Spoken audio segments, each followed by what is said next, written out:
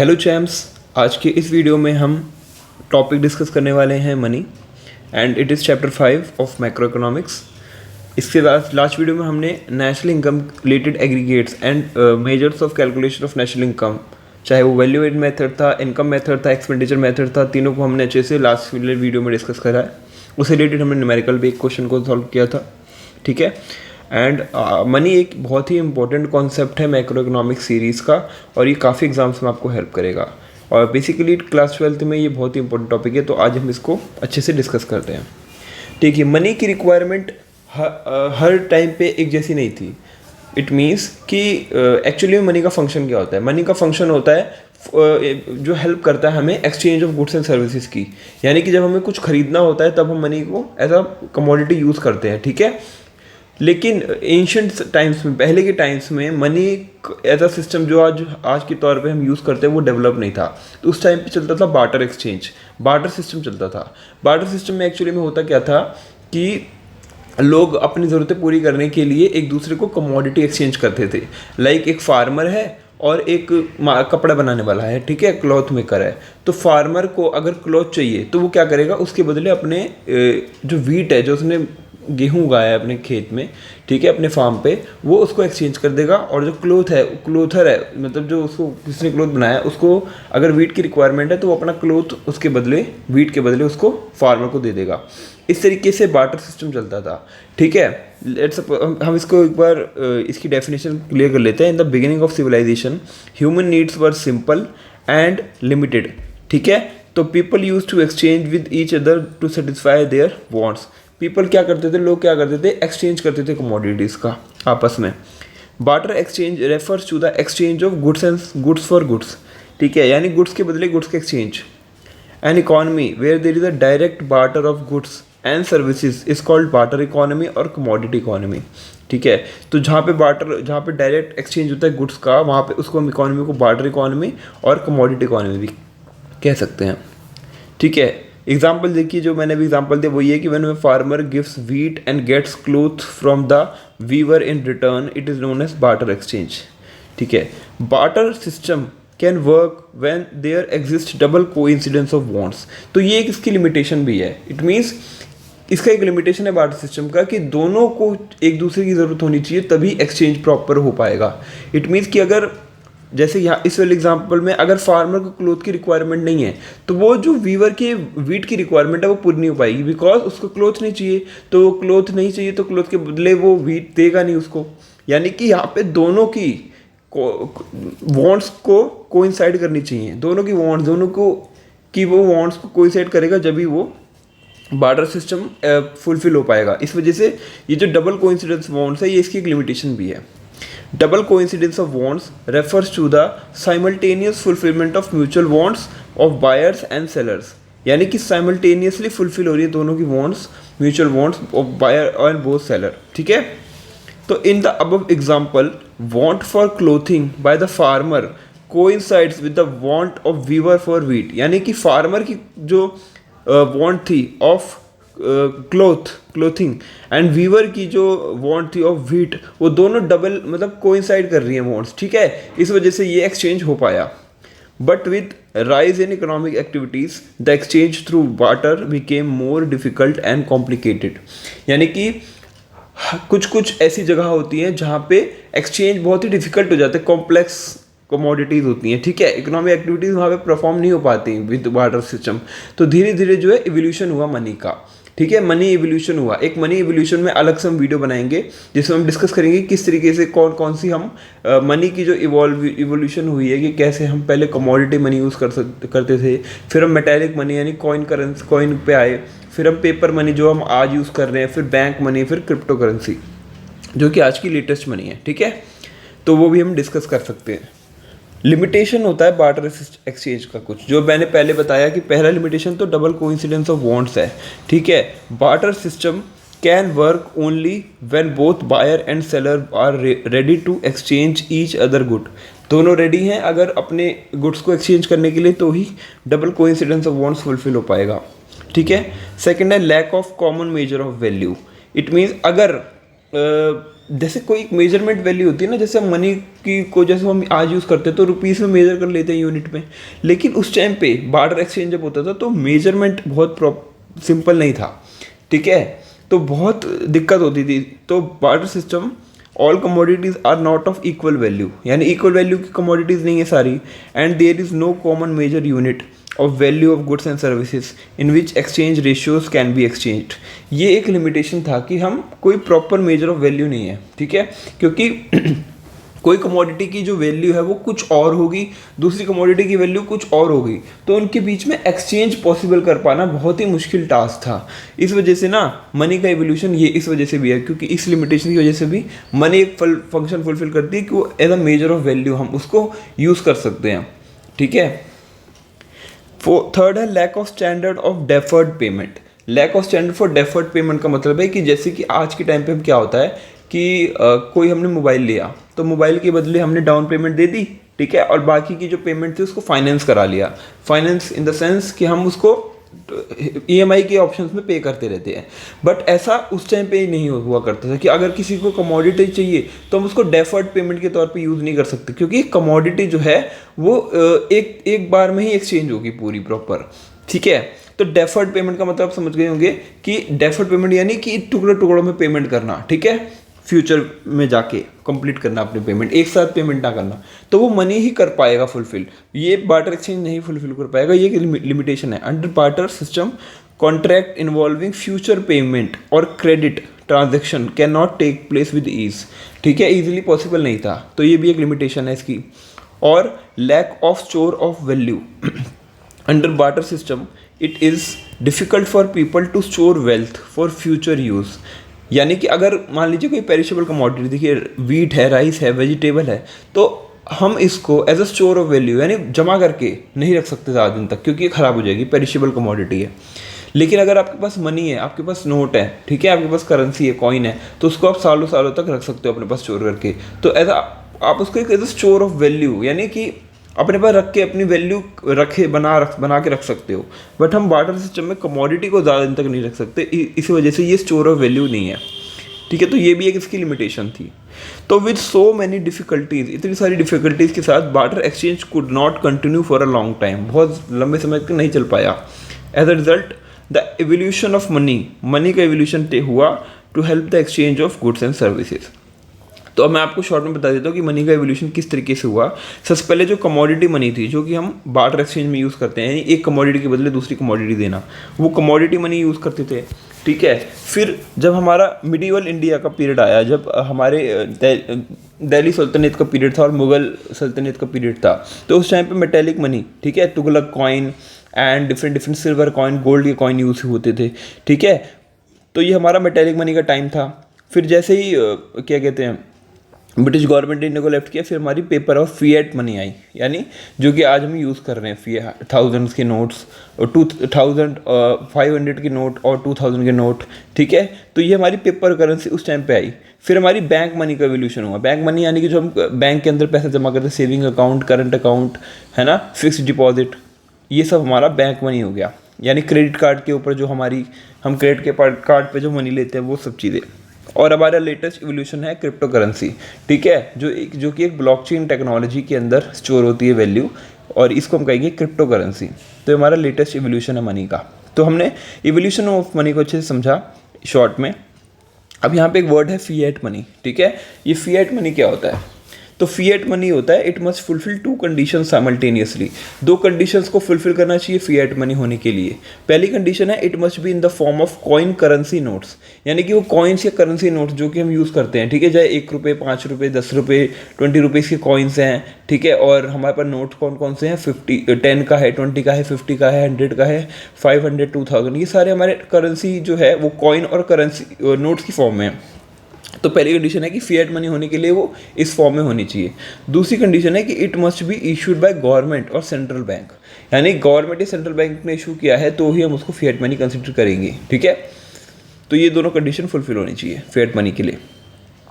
अब मनी की डेफिनेशन देख लेते हैं कि मनी होता क्या एक्चुअली में, जो आज के टाइम पे हम यूज़ कर रहे हैं, हमारी इवॉल्व मनी जो है। Money is anything which is generally accepted as a medium of exchange, ठीक है, जो कि मीडियम ऑफ एक्सचेंज के तौर पे एक्सेप्टेड है जनरली, यानी अगर मैं किसी को आज 500 रुपीज़ दूंगा तो वो मुझे बदले में 500 की सामान देगा, ठीक है, कमोडिटी की देगा, ठीक है।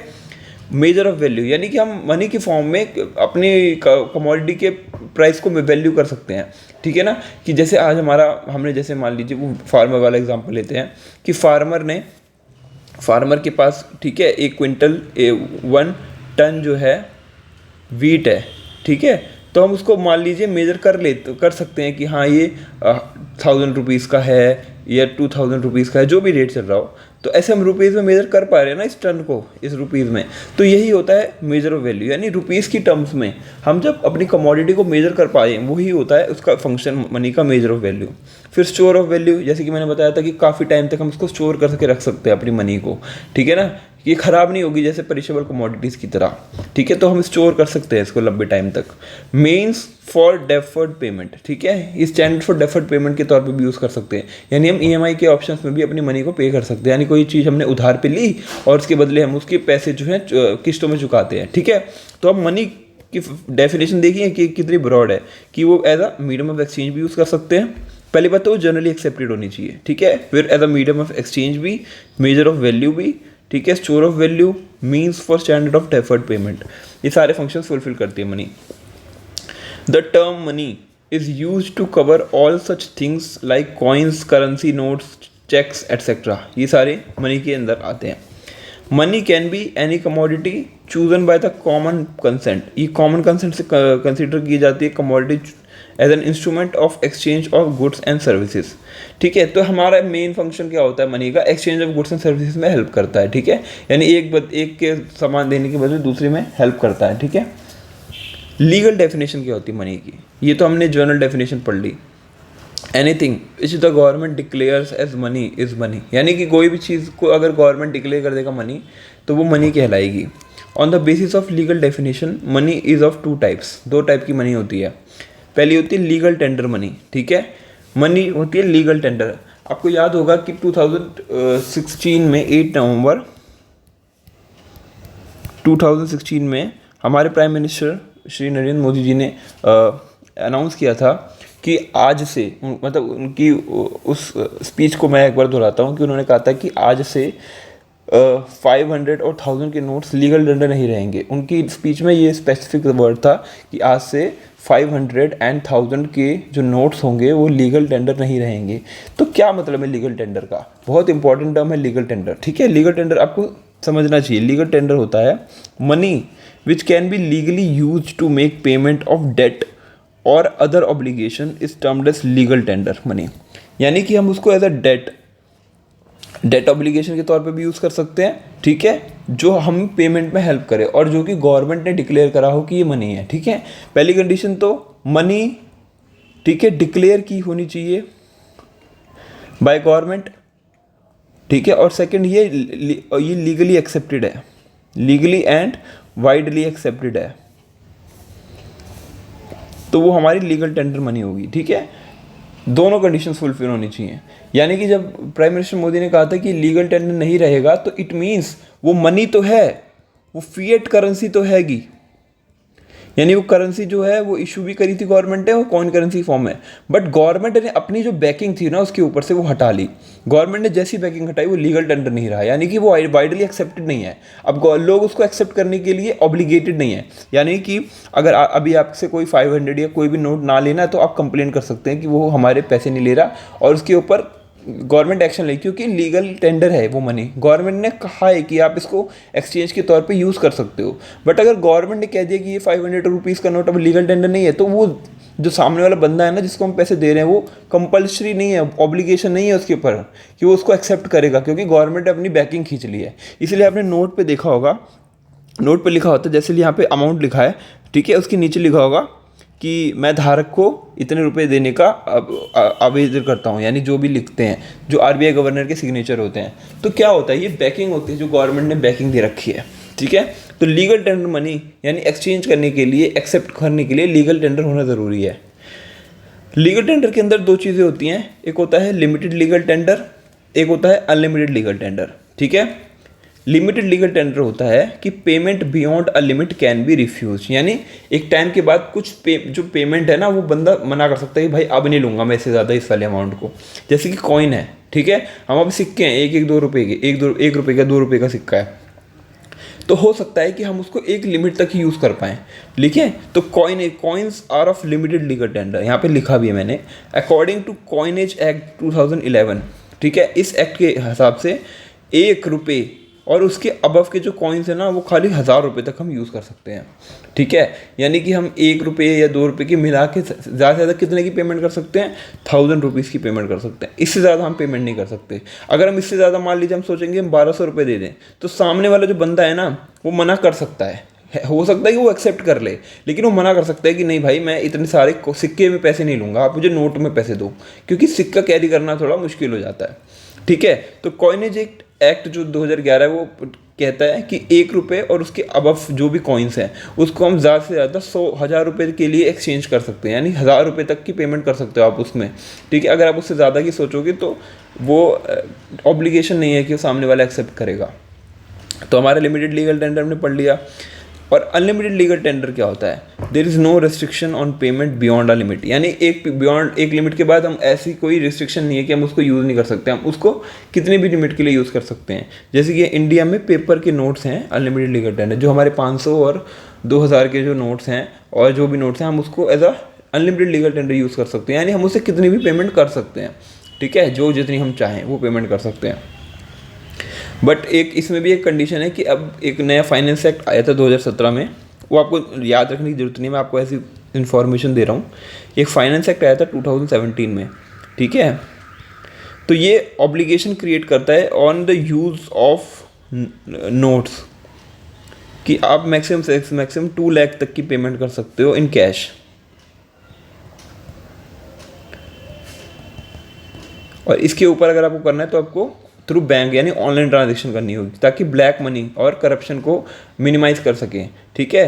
तो ये फाइनेंस एक्ट कहता है कि जो नोट्स होंगे ना वो भी हम 2 लाख रुपए तक की ही यूज़ कर सकते हैं, ठीक है। लेकिन आपको ये याद नहीं रखना, आपको अगर अनलिमिटेड लीगल टेंडर आएगा तो आपको सिंपल याद रखना है कि पेपर जो नोट्स होते हैं वो अनलिमिटेड लीगल टेंडर होते हैं। ये वाला जो क्लॉज था ये तो मैंने आपको एक्स्ट्रा बता दिया इन्फॉर्मेशन के तौर पर, लेकिन आपके एग्जाम में ये वाला क्लॉज नहीं आएगा, ठीक है। ये एक्स्ट्रा चीज़ है, आपको खाली इतने याद रखना है कि ये हम पेपर नोट्स को अनलिमिटेड लीगल टेंडर के तौर पे यूज़ कर सकते हैं। अब दूसरा है नॉन लीगल टेंडर मनी, यानी कि एक तो लीगल टेंडर मनी हो गई, दूसरी होगी नॉन लीगल टेंडर। तो वो कौन सी मनी होती है? It refers to that form of money which is generally accepted but not legally one is not bound to accept it, यानी कि जनरली तो लोग उसको एक्सेप्ट कर रहे हैं लेकिन लीगली एक्सेप्ट करना बाउंडेशन नहीं है कि वो लीगली, यानी अगर वो एक्सेप्ट नहीं करेगा तो उसके ऊपर केस कर सकते हैं गवर्नमेंट और कुछ उस पर एक्शन ले सकते हैं, ऐसा कुछ नहीं है। जनरली लोग उसको एक्सेप्ट करें, जैसे कि cheque, bank draft, bill of exchange etcetera.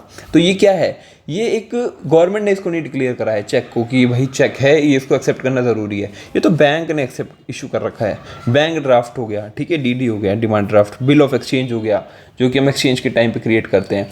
तो ये हम एक्सचेंज के तौर पे यूज़ तो कर सकते हैं, लेकिन कोई ऑब्लिगेशन नहीं है कि हमें ये ही यूज़ करना है, ठीक है। अब मना भी कर सकते हैं, हम बोल सकते हैं कि नहीं भाई हमें कैश दो इसके बदले, क्योंकि कैश जो है ना, कैश जो है वो लीगल टेंडर है, यानी उसको एक्सेप्ट नहीं करोगे तो गवर्नमेंट एक्शन ले सकती है। तो लीगल टेंडर है तो हम इसको ऑब्लिगेशन है कि हमें इसको एक्सेप्ट करना पड़ता है, ठीक है। लेकिन चेक है, बैंक ड्राफ्ट है, इसके लिए कोई ज़रूरी नहीं, क्योंकि ये नॉन लीगल टेंडर है, कोई गवर्नमेंट ने इसके ऊपर ऑब्लिगेशन नहीं दिया कि आपको इसको करना ही करना है, ठीक है। तो आप इसको मना भी कर सकते हो, आप चेक के बदले पैसे ले सकते हो, आप बैंक ड्राफ्ट के बदले पैसे ले सकते हो, बोल सकते हो कि हमें पैसे दो, हमें ये नहीं लेना। और वैसे लोग एक्सेप्ट करते हैं जनरली, क्योंकि ट्रस्टेड सोर्स है। चेक के ऊपर भी गवर्नमेंट ने अपनी एक नेगोशिएबल इंस्ट्रूमेंट एक्ट है, जिसके अंदर चेक अगर आप फॉर्ज करते हो तो डिसऑनर होता है, ये अगर चेक डिसऑनर होता है तो आप कोर्ट में केस कर सकते हो, ठीक है, for fulfilment of your refund of your money, okay. So इसको कहते हैं नेगोशिएबल इंस्ट्रूमेंट एक्ट, ठीक है। ये आपके एग्जाम से इंपॉर्टेंट नहीं है, ऐसे ही बता रहा हूँ मैं आपको फ्यूचर में हेल्प करेगा। तो नेगोशिएबल इंस्ट्रूमेंट एक्ट के थ्रू ये 1881 लॉर्ड रिपन ने स्टार्ट किया था कि अगर आपका डिसऑनर होता है तो आप उसके बदले केस कर सकते हो, ठीक है। और फ्यूचर में जाके अब कोर्ट ने भी अपना 2017 के अंदर इसको एक्ट को पास किया, तो सॉरी पार्लियामेंट ने एक्ट पास किया था कि अगर आप चेक डिसऑनर होते हो तो आप कोर्ट में केस कर सकते हो, ठीक है। तो चेक के बदले हम जा सकते हैं कोर्ट में, ठीक है। बाकी बैंक ड्राफ्ट और बिल ऑफ एक्सचेंज के बदले नहीं जा सकते, ठीक है। फिर हमारा बैंक मनी है। Bank money refers to the demand deposits created commercial bank. This deposits are repayable by the banks on demand. जैसे कि ये डिमांड डिपॉजिट्स हैं, ये डिमांड डिपॉजिट्स वो डिपॉजिट्स होते हैं जो कि बैंक जैसे कि सेविंग अकाउंट के तौर पे लेता है। जैसे आप सेविंग अकाउंट में जाके पैसे डलवाएंगे तो आप जब चाहें जाके अपना पैसा निकाल सकते हैं, तो इसको कहेंगे हम डिमांड डिपॉजिट, यानी कि हम अपने डिमांड पे उसको निकाल सकते हैं, इसको कहते हैं डिमांड डिपॉजिट, ठीक है। तो यही जो हमारा जो पैसा है ना सेविंग अकाउंट में, इसको हम कहेंगे बैंक मनी, ठीक है।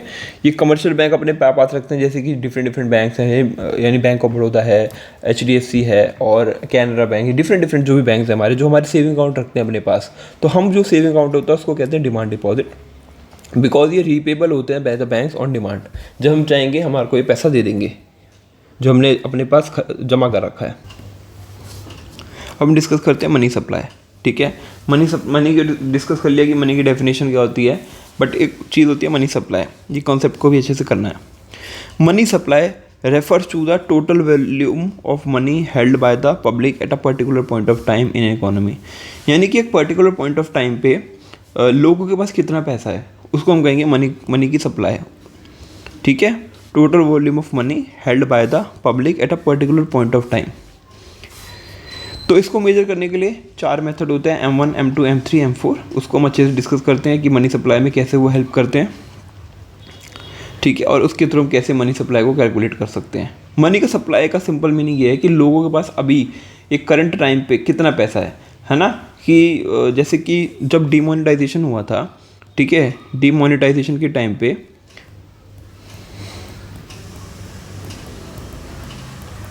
इन 2016 तो गवर्नमेंट ने उस टाइम पे कहा था कि लोगों के पास I think 20 lakh crore rupees हैं in form of coin cash, ठीक है, यानी कैश की फॉर्म में, करेंसी की फॉर्म में, कॉइन्स की फॉर्म में, ठीक है। लेकिन उसके बाद मुझे लगता है अब इतना नहीं होगा, बट उस टाइम पे ज़्यादा, क्योंकि उस टाइम पे हमारी इकॉनमी ऑनलाइन फंक्शन इतना ज़्यादा नहीं करती थी। लेकिन आज के टाइम पे हम देखिए जितने भी हैं, हम अपने सारे डिजिटल ऐप्स पेटीएम, फ़ोनपे और जितने भी हमारे बैंक के थ्रू हम UPI का एक्सचेंज करते हैं, ठीक है। तो मे भी हो सकता है कि अब इतनी करेंसी पब्लिक के हाथ में ना हो, कॉइन करेंसी, लेकिन उस टाइम पे ज़्यादा थी। तो वही चीज़ जो होती है ना, उसी को मनी सप्लाई कहते हैं। कंपोनेंट्स क्या होते हैं मनी सप्लाई के, ठीक है। पहला कंपोनेंट है करेंसी विद द पब्लिक, कि लोगों के पास कितने पैसे हैं, करेंसी कितनी है। It consist of paper notes, ठीक है, एंड कॉइन्स, दोनों चीज़ें held by the public. It is the most liquid of all the acids and includes coins of denominations of ₹10, 5, 2 etc. ये जो हमारे पेपर नोट्स होते हैं ना, ये मोस्ट लिक्विड, देखिए ये जो मतलब है ना इसका मोस्ट लिक्विड, इसका मतलब है कि हम इसको रेडली पेमेंट को यूज़ कर सकते हैं, ठीक है। किसी को चाहिए हम तुरंत अपने पैसे निकाल के दे सकते हैं। लेकिन अगर मान लीजिए हमारे पास एक हाउस है, तो क्या ये लिक्विड है? नहीं, ये लेस लिक्विड है। लेस लिक्विड मतलब अगर कोई हमसे बोलता है कि हमें भाई ये मैं तेरे को सामान दे रहा हूँ, उसके बदले मुझे कुछ चाहिए, तो आप अगर उसको हाउस दोगे तो हो सकता है वो ना एक्सेप्ट करे, क्योंकि हाउस को ले जाके हमें किसी को बेचना पड़ेगा, उसके बाद हमारे को मनी मिलेगा, तब भी हमें अल्टीमेटली मनी ही मिलता है। तो मनी जो है मोस्ट लिक्विड है, यानी कि एक्सचेंज के अंदर हम इसको डायरेक्टली यूज़ कर सकते हैं और कोई भी इसको एक्सेप्ट करने से मना भी नहीं करेगा, क्योंकि ये मोस्ट लिक्विड चीज़ है, यानी कि इसके बदले हम कुछ भी एक्सचेंज कर सकते हैं मनी के बदले। तो करेंसी विद द पब्लिक जो है, कॉइन्स और करेंसी, वो मोस्ट लिक्विड है। सेकेंड है demand deposit with the bank. Demand deposit जो मैंने बताया, सेविंग अकाउंट जो हम बैंक में खुलवाते हैं, उसमें जो हमारे पैसे होते हैं ना, उसको भी हम कैलकुलेट करेंगे उसमें मनी सप्लाई में। It refers to the demand deposits, जो हमारे सेविंग अकाउंट में जो डिपॉजिट है, और bank money of the public with the commercial bank. Commercial bank कौन से बैंक होते हैं? वही जो हमारे जो हम जिस बैंक में हम पैसे जमा करते हैं, जो आज के टाइम पे बैंक ऑफ बड़ौदा और कैनरा और HDFC, ये सारे हमारे स्टेट बैंक ऑफ इंडिया, ठीक है, ये हमारे कमर्शियल बैंक्स हैं, ठीक है। Demand deposits are the deposits, देखिए यहाँ पे डेफिनेशन है कि are the deposits which can encash by issuing cheque at any time by the account holder. यानी कि अगर जैसे हमारे पास अकाउंट में मान लीजिए 1 लाख रुपीज़ हैं, 1,00,000 है मेरे सेविंग अकाउंट में, ठीक है, और मैंने इशू करा है चेक ऑफ ₹10,000, तो ये ईजिली एनकैश हो जाएगा क्योंकि हमारे अकाउंट में भी 1,00,000 हैं। तो यानी कि डिमांड डिपॉजिट्स वो डिपॉजिट्स होते हैं जिसके वो जो एनकैश कर सकते हैं, हम पैसे निकाल सकते हैं चेक इशू करके eight any time by the account holder, ठीक है। कभी भी कोई भी मैं जिसको चेक दिए जाके अपना पैसे निकलवा सकता है, ठीक है। एक्सेप्ट यानी कि हमारे अकाउंट में उतना पैसा होना चाहिए, ठीक है, तो ताकि वो बाउंस ना हो, ठीक है, डिसऑनर ना हो। Only net demand deposits are included, only net demand deposits हमारे इंक्लूड होने चाहिए। और टर्म डिपॉजिट जो होते हैं, जो हमारे फिक्स डिपॉजिट होते हैं ना, आपने एक टर्म रहा होगा फिक्स डिपॉजिट, और इसको एफडी भी कहते हैं कि एफडी करवा दी। तो एफडी जो होता है ना, फिक्स डिपॉजिट होता है, इसको हम टर्म डिपॉजिट कहते हैं क्योंकि ये एक मिनिमम टाइम के लिए ना ये फिक्स होती है। यानी हम इसको निकलवाएंगे ना तो हमारे को नुकसान होगा, तो हम इसको नहीं निकलवाते। टर्म डिपॉजिट जो है हमारा इंक्लूड नहीं होगा, ठीक है, करेंसी विद द पब्लिक में, क्योंकि एक लॉन्ग टर्म के लिए, ठीक है, हम इसको स्टोर करके रखते हैं बैंक में। While calculating M1 measurement of money supply, यानी मनी सप्लाई होता है M1 जो होता है वो मनी सप्लाई इसको कहते हैं, coins and currency with the public and demand deposit with the saving account, ठीक है, बैंक। तो M1 measurement of money supply में ओनली डिमांड डिपॉजिट को कैलकुलेट करेंगे हम, are considered the part of money supply and not term deposits. और demand deposits होते हैं हमारे सेविंग अकाउंट जो डिपॉजिट है और करंट अकाउंट डिपॉजिट, दोनों ही हमारे डिमांड डिपॉजिट्स होते हैं। यानी कि जब चाहे हम इसको एनकैश करा सकते हैं, पैसे निकलवा सकते हैं बैंक से। देखिए अब मेजर्स ऑफ मनी सप्लाई देखते हैं। पहला मेजर है M1, coins and currency with the public, demand deposit of commercial bank फिर other deposit of the commercial bank, ठीक है। ये जो है ना basic measure of money supply है और ये मोस्ट लिक्विड मेजर है मनी सप्लाई का, ठीक है। और इसके कंपोनेंट जो है वो यूजली कर सकते हैं हम use as a medium of exchange.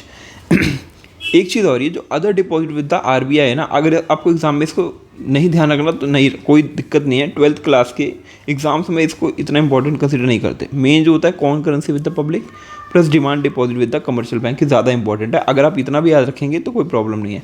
But आपको मैं बता देता हूँ कि अदर डिपॉजिट विद RBI का मतलब क्या होता है।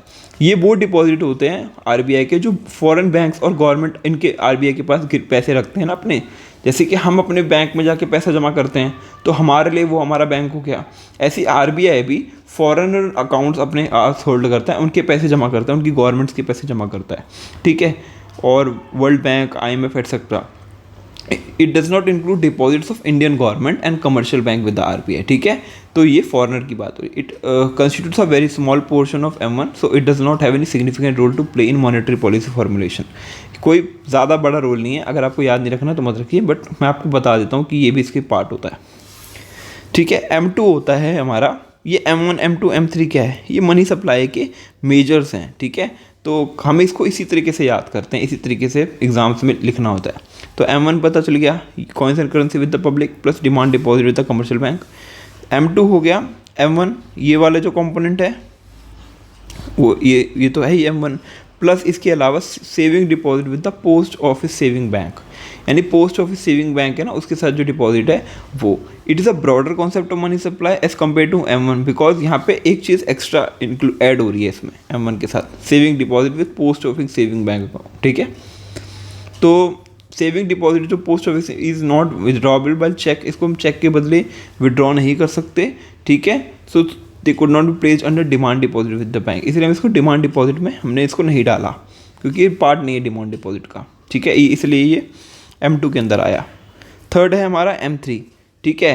M3 जो हमारा है उसके अंदर होता है M1, यही वाला जो M1 होता है, यही वाला सेम, बस इसमें यहाँ पे सेविंग डिपॉजिट ऐड किया था पोस्ट सेविंग का, यहाँ पे net time deposit with the banks. यानी टाइम डिपॉजिट पता है क्या होता है, फिक्स डिपॉजिट जो होता है, इसको टर्म डिपॉजिट भी कहते हैं, इसके दो नाम है देखिए, टर्म डिपॉजिट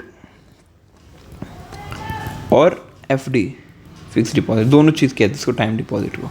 तो M1 के साथ नेट टाइम डिपॉजिट जब ऐड हो जाएगा तो हमारा M3 हो जाएगा। M3 एक ब्रॉडर कॉन्सेप्ट है एज़ कम्पेयर टू M1, ठीक है। और M4 जो है वो M3 है, यानी वो ये वाला जो पार्ट है ये पूरा इसके अंदर है, प्लस इसके अलावा total deposit with the post office saving bank. Post office saving bank के साथ जो है वो डिपॉजिट्स हैं वो सब। तो इसको याद करने के लिए ना एक सिंपल सा ट्रिक है, यहाँ पे देखिए मैंने यहाँ पे लिख रखा है मेजर हो गया M1, M2, M3, M4, ठीक है। ये हमारा कमर्शियल बैंक हो गया, डिमांड डिपॉजिट, टाइम डिपॉजिट यानी फिक्स डिपॉजिट, और यह पोस्ट सेविंग बैंक हो गया, डिमांड डिपॉजिट, टाइम डिपॉजिट, ठीक है। लिक्विडिटी यानी कितनी जल्दी हम उसको एनकैश करा सकते हैं, ठीक है।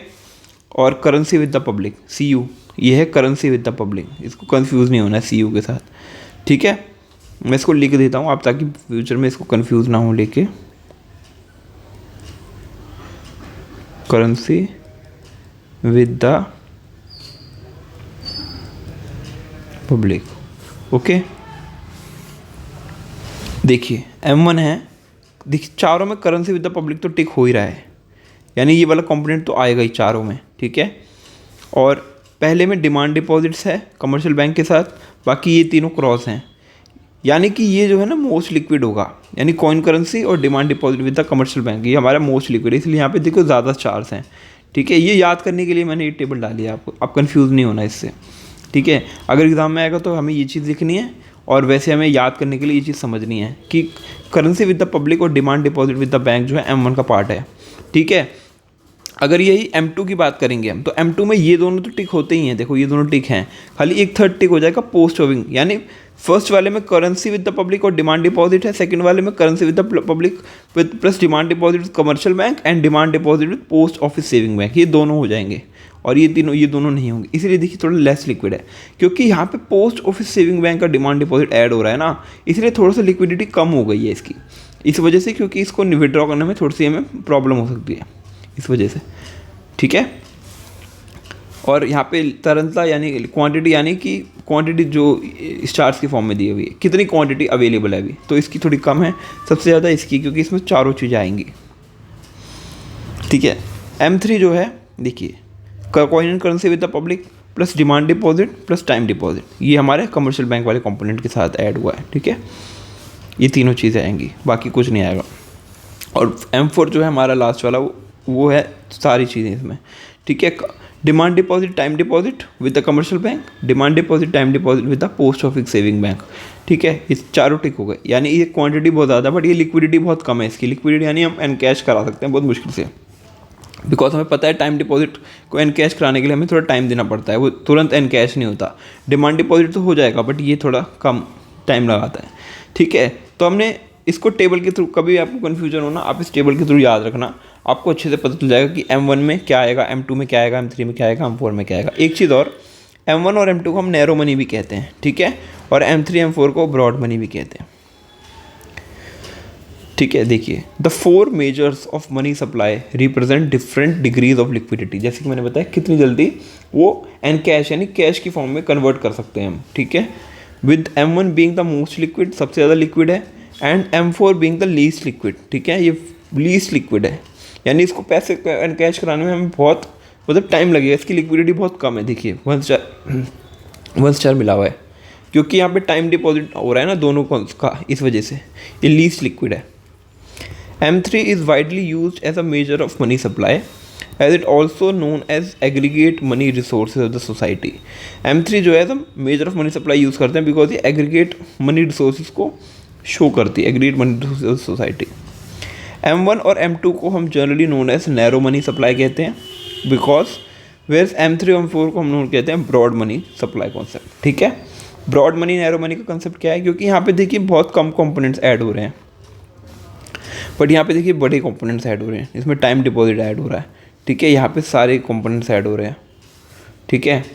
तो ये चीज़ याद रखनी है हमें, हमारे एग्ज़ाम में ना M1 और M2 ही ज़्यादा आता है, ठीक है। ब्रॉड मनी को कह सकते हैं M3, ये भी पूछ सकते हैं। Net time deposit with the post office, net time deposit with the commercial bank. अगर आपको नेट नहीं लगाना है आप मत लगाना, time deposit with the bank रख लेना, वो भी कोई दिक्कत नहीं है, ठीक है। अब एक कॉन्सेप्ट होता है हाई पावर्ड मनी, इसको M0 भी कहते हैं। What is high powered money? High powered money is the money produced by the RBI and the government, ठीक है, दोनों ही प्रोड्यूस करते हैं इसको, by the RBI and the government, ठीक है। It consist of 2 things, currency held by the public, जो हमारे हाथ में जो पैसा है, ठीक है, वो, और cash reserves with the bank, यानी कि कैश रिजर्व है कि in the form of CRR, SLR, statutory liquidity ratio, cash reserve ratio, ये सारे कॉन्सेप्ट मैं अगली वीडियो में बढ़ा दूंगा आपको, ठीक है। आपको कोई प्रॉब्लम नहीं होगी, ठीक है। ये जो रिजर्व्स होते हैं ना गवर्नमेंट के साथ, RBI के साथ, वो रिजर्व्स भी इसके अंदर आते हैं। जो कैश रिजर्व बैंक रखता है अपने RBI के साथ, तो उसको कहेंगे हम हाई पावर्ड मनी, ठीक है। इसको ये वाले हम नेक्स्ट वीडियो में पढ़ेंगे, CRR, SLR, ये जितनी भी चीज़ें हैं, ठीक है। मॉनेटरी पॉलिसी गवर्नमेंट की डिफरेंट चीज़ें, ठीक है। तो आज की वीडियो हमने मनी के बेसिक कॉन्सेप्ट्स और सब मेजर्स ऑफ मनी सप्लाई को, M1, M2, M3 measures of money supply को अच्छे से डिस्कस कर लिया। इसमें हमें कोई भी प्रॉब्लम नहीं होनी चाहिए, ठीक है। इसको हमने बहुत अच्छे से डिस्कस किया है। सो वीडियो में बने रहने के लिए thank you so much guys.